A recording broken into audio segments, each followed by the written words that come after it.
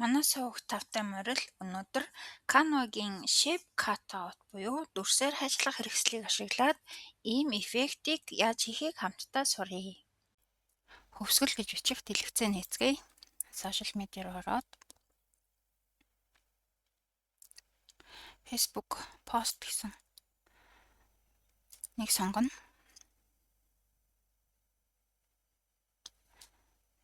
За төлс рүү ороод Shape дөрвөлжин shape сонгоно.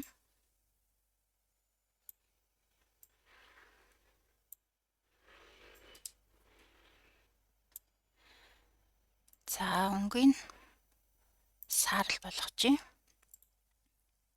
За текст хөвсгөл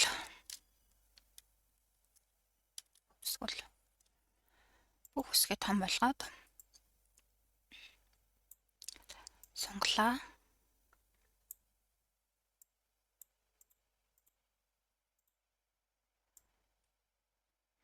За эффект руу орно.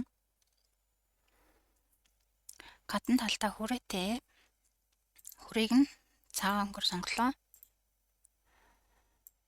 За өргөний нь за иймэрхүү байхад болно доо.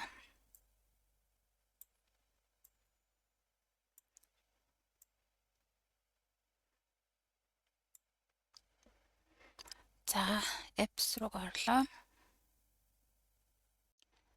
За энд нь shape гэж бичгээр сонголтууд гараад ирнэ. Shape Cutout гэдгийг сонгоно. За энийг сонглоо. Export design гэдгийг дарна. За ингээд export.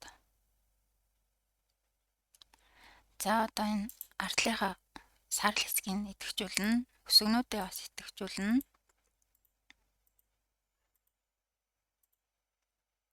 За cutout design-ыг дарчна. Тэгэхээр ийм гарч ирнэ. За энийг давхарлана. За одоо видеог оруулж ирье. Upload руу орлоо. Видеого.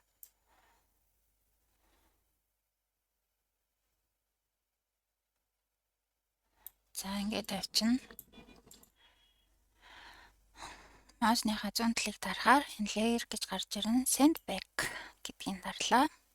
За одоо энийг дэлгэцнийхаа хэмжээтэй сунгаад өгнө.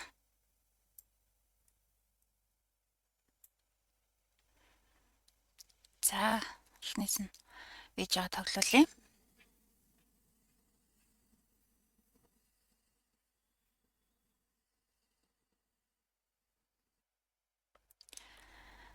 За мөн бичлэгээ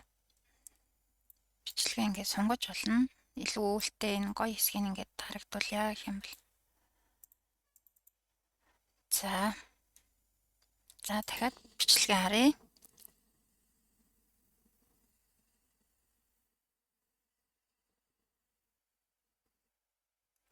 За ингээд боллоо.